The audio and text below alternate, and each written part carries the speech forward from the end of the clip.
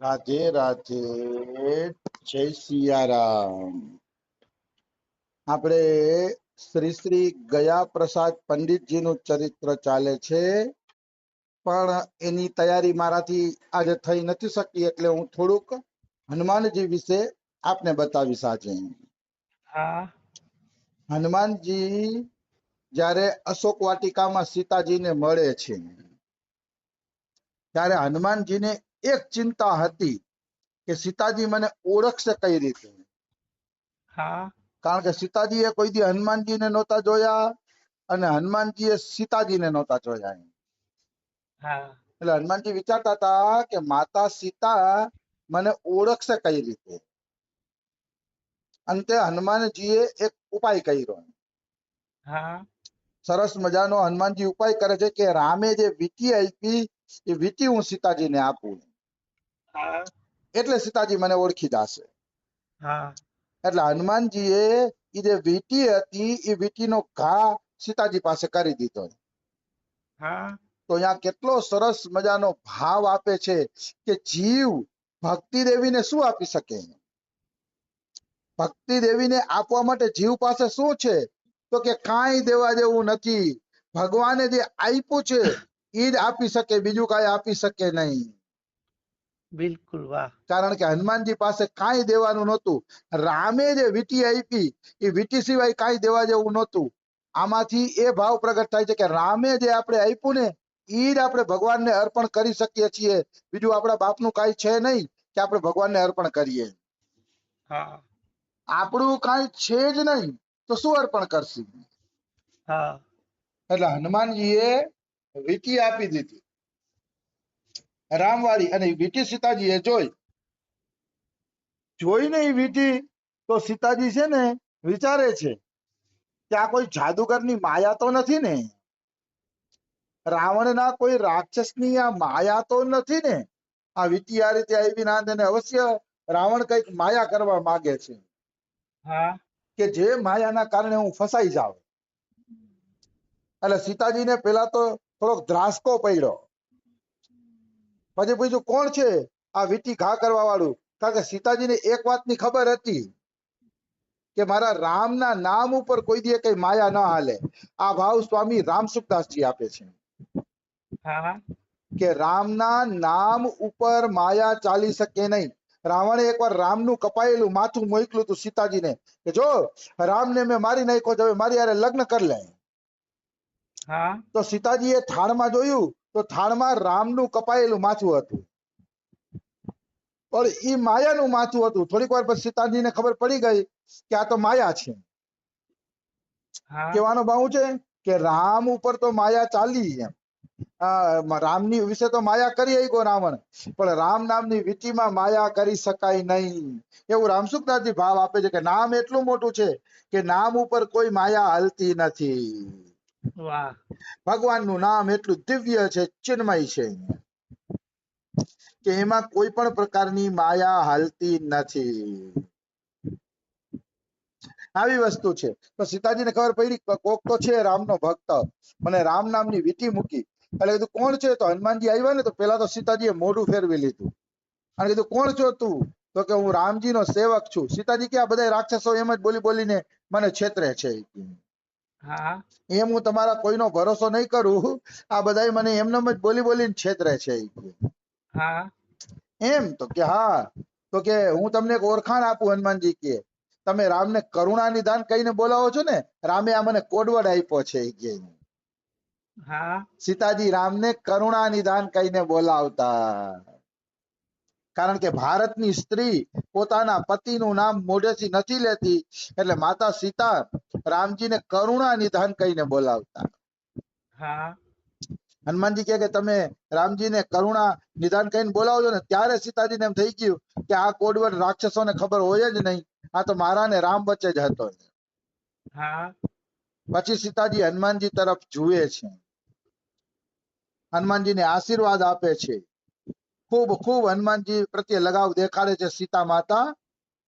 અને પછી હનુમાનજી કહે છે કે માં હવે હું જાઉં, તો તમે કઈક નિશાની આપો જેથી રામ ઓળખી જાય કે હું સીતાજીને મળીને આવું છું. હા તો કાંઈક તમે એવી નિશાની આપો.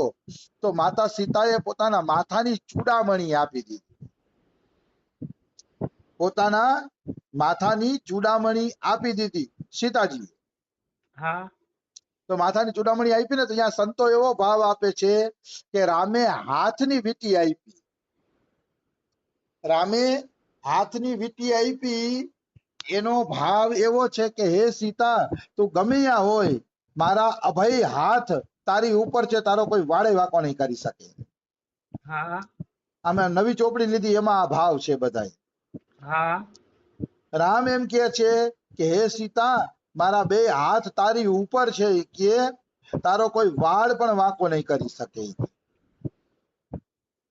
અને સીતાજીએ ઓલી મુદ્રી નહીં, ઓલો શું કે હમણાં જ ભૂલાઈ ગઈ, ચૂડામણી.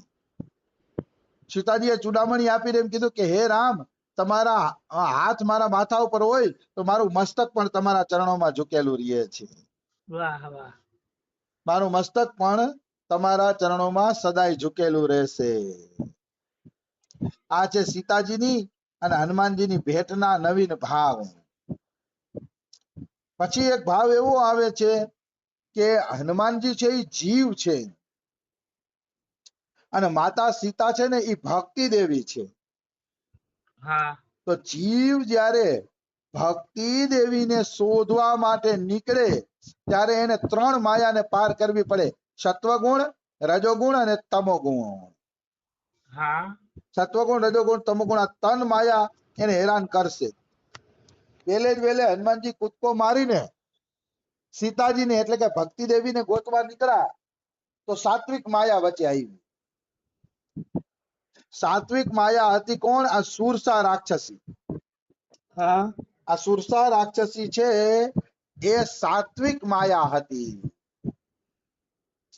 સાત્વિક માયા એટલે હતી કારણ કે એ હનુમાનજીને કામ કરતા રોકવા નહોતી આવી, પણ પરીક્ષા લેવા આવી હતી દેવતાઓના કારણે કે હનુમાનજીમાં એ કામ કરવાની શક્તિ છે કે નહીં, હનુમાનજી રામનું કામ કરી શકશે કે નહીં, એનામાં શક્તિ છે કે નહીં, એ પરીક્ષા લેવા માટે જ સુરસા આવી હતી. એ સાત્વિક માયા. હા તો સાત્વિક માયા હારે કેવો વ્યવહાર કરવો? તો કે નમ્રતાપૂર્વક વ્યવહાર કરવો, કારણ કે સાત્વિક માયા છે. બધું સમજાવું તમને હજી વિસ્તારથી. સાત્વિક માયા હતી એટલે હનુમાનજીએ ખૂબ એને વિનવણી કરી કે માં મને જવા દે, મારે રામનું કામ કરવું છે. રામ કાજ કિએ બિના મોહી કહા વિશ્રામ. મારે રામનું કામ કરવું છે, તું મને જવા દે માં, એમ નમ્રતાપૂર્વક કહી નાના બની નીકળ્યા. સાત્વિક માયા પાસે નાના બની જાવું. હા હવે કહો, આ સાત્વિક માયા આપણા જીવનમાં ક્યાં આવે છે?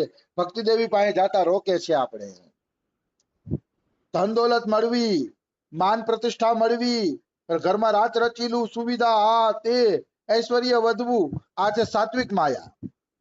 હા અને આ સાત્વિક માયા જયારે ભક્તિ દેવીને પાસે જાતા રોકે ને ત્યારે દીન બની જવાનું. હા, પ્રભુએ આપ્યું છે, આ બધું પ્રભુનું છે, મારું કાંઈ નથી, હું તો એક સેવક છું આ ઘરનો, એમ નીચા બની નમ્ર બનીને સાત્વિક માયામાંથી પાર નીકળી જાવું. આ સાત્વિક માયામાંથી પાર નીકળવાની વાત છે. જો સુરસા પાસે હનુમાનજી છે ને નાના બની ગયા હતા, નાના બની એના મોઢામાં ઘૂસીને પાછા નીકળી ગયા છે. હા એવી રીતે સાત્વિક માયા જયારે આવે, સુખ સુવિધા માન પ્રતિષ્ઠા હાર તોરા થાય, મોટા મોટા ઉત્સવમાં આપણે બોલાવે, બધા એમાં માન સન્માન આપે, તો આ સાત્વિક માયામાં દીન બનીને નીકળી જાવું. નહીતર સાત્વિક માયા પછાડી દેશે. ભલે હારી છે પણ તો ન્યાય નીચું તો નકર ઘણાને સાત્વિક માયા આવે ને તો અભિમાન આવી જાય, મારા જેવું કોઈ નથી, હા હા બિલકુલ. એવું અભિમાન આવી જાય. તો એ અભિમાનથી દૂર રહેવાનું છે, ત્યારે તમે સાત્વિક માયાથી બચી શકશો. તો આ સાત્વિક માયા પછી હનુમાનજી એને પાર કરી નાના બનીને આગળ ગયા ને એટલે સિંહિકા આવી.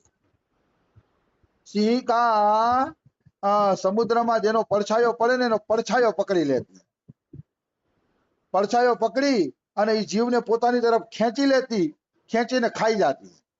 હા તો સિંહિકાને હનુમાનજીને સિંહિકા પકડી લે છે. એટલે હનુમાનજી વિચારે છે કે મને કોને પકડી લીધું, એવું કોણ છે કે મને પકડી લે છે? આગળ નથી વધવા દેતી. નજર દોડાવી તો સમુદ્રમાં સિંહિકા રાક્ષસી હતી. એને હનુમાનજીનો પડછાયો પકડી લીધો હતો. હા હનુમાનજીનો એને પડછાયો પકડી લીધો હતો સિંહિકાએ. તો એનો પડછાયો પકડી લીધો ને એટલે હનુમાનજીને ખબર પડી, ઓ આ તો સિંહિકા રાક્ષસી છે. હનુમાનજીએ ધડાધડ ગદા મારીને એને મારી જ નાખી. હા એને જીવવા જ ન દીધી, મારી જ નાખી. તો કે હનુમાનજીએ સિંહિકાને મારી નાખી, આનો અર્થ શું હે? તો કે સિંહિકા છે ને એ તમોગુણી માયા હતી. હા સિંહિકા છે એ તમોગુણી માયા છે. તમારે ભક્તિમાં આગળ વધશો ને એટલે તમોગુણી માયા આવશે. હા તમોગુણી માયા એટલે દારૂ પીવું, જુગાર રમવું, વેશ્યાલયમાં જવું, છલકપટ કરવું, ખોટું કરવું, ખોટા ધંધા કરવા, ચોરી કરવી, આ તમોગુણી માયા છે. હા તો કે આ તમોગુણી માયા જો તમારા જીવનમાં આવે તો એને ખતમ કરી દ્યો, મારી નાખો. જો એને ન માર્યાથી તમને મારી નાખશે. હા બિલકુલ. તમોગુણી માયાને ખતમ કરવાનો આદેશ છે શાસ્ત્રમાં. સાત્વિક માયા હોય તો આપણે ઝૂકી જઈએ, પણ તમોગુણી માયા દેખાય ને તો એનું ગળું પકડીને એને મારી નાખવી જોઈએ, નહીતર તમારા સાધનાને ખતમ કરી નાખશે. હા તમારી સાધનાને એ રેવા દેશે નહીં. એટલે ખતમ કરી નાખો એ તમોગુણી માયાને, સિંહિકાને. અને પછી હનુમાનજી આગળ ગયા ને તો લંકીની મયડી લંકાના દ્વાર ઉપર. લંકીની મયડી ને તો લંકીનીને હનુમાનજી એક ઘૂસતો માર્યો. ઘૂસતો માર્યો ને એટલે લંકીનીને જ્ઞાન થઈ ગયું કે ભાઈ આ તો હનુમાનજી છે અને હવે રાવણનો નાશ થવાનો છે. તો લંકીની છે ને એ રજોગુણી માયા છે. તો કે રજોગુણી માયા હારે કેવો વ્યવહાર કરવાનો? તો કે એને મારી નહીં નાખવાની, ખાલી ડરાવવાની, એટલે દૂર રહીએ. રજોગુણી માયા ખતરનાક છે, એ પણ પતન કરે છે, એટલે એનાથી દૂર રહેવાનું. અને હા બહુ હેરાન કરે ને તો થોડોક ડારો ડફારો દેવો રજોગુણી માયાને. રજોગુણી માયાને ડારો ડફારો આપી શકાય. હનુમાનજીએ જેમ લંકીનીને ઘૂસતો માર્યો એમ મારી શકાય. તો રજોગુણી માયા શું છે? રજોગુણી માયા ઈ છે કે આપણે શરીરને ટકાવવા માટે રોટી, કપડા અને મકાનની જરૂર પડશે. સિદ્ધ સંત હોય ને તો એ ભોજન તો લેશે જ. તો કે ઈ રજોગુણી માયા છે. ભોજન લેવાનું પણ એમ માનવાનું કે હે ઠાકોર, હું તો આ શરીરના પોષણ માટે લઉં છું, જેથી શરીર ભજન કરી શકે. બાકી મારે જમવાથી મતલબ નથી, કેવાથી મતલબ નથી. હા રજોગુણી માયા છે ને એને દારો ડફારો જતું રહેવું જોઈએ કે ભલે હું ભોજન જમું છું પણ મને સ્વાદથી મતલબ નથી, મને જેવું મળશે એવું જામી લઈશ. આવી રીતે રજોગુણી માયા, કારણ કે શરીર છે ત્યાં સુધી રજોગુણી માયા રહેશે. માનો કોઈ સંત વિરક્ત બની ગયો તો સાત્વિક માયાથી તો ભાગી ગયો, ઐશ્વર્ય એનાથી તો દૂર ભાગી ગયો. પણ આ રજોગુણી માયા તો ભેગી રહેશે ને, કારણ કે શરીર ભેગું છે તો રોટી, કપડા ને મકાને એને આપવું પડશે. હા એટલે આ રજોગુણી માયા સાધકના ભેગા ભેગી રહે છે. પણ એમાં કઈ વાંધો નથી. રજોગુણી માયાને ડારો ડફારો દેતું રહેવાનું. માનો આજ ગુલાબજાંબુ ખાવા મળ્યું, કાલે મન ગુલાબજાંબુ માંગે ને તો લંકીની જેમ ઘૂસતો મારવાનો, હનુમાનજીની જેમ. હટ, કાલે ગુલાબજાંબુ ભલે મળ્યું, આજ કાંઈ નહીં મળે, ખાઈ લેજે, મળી ગયું છે. એમ રજોગુણી માયાને ડારો ડફારો દેવાનો. અને મજાની વાત એ છે કે સત્વગુણી, રજોગુણી, તમોગુણી ત્રણેય માયા હનુમાનજી પાર કરી ગયા, તોય સીતાજી ના મળ્યા, તોય ભક્તિદેવી ના મળ્યા. કારણ કે સંત સમાગમ બાકી હતો. હા ત્યારે વિભીષણનો સંગ થયો, ત્યારે માતા સીતા પાસે જવાનો રસ્તો મળ્યો, અને પછી એ માતા સીતા પાસે જઈ શક્યા. કહેવાનો ભાવ શું છે?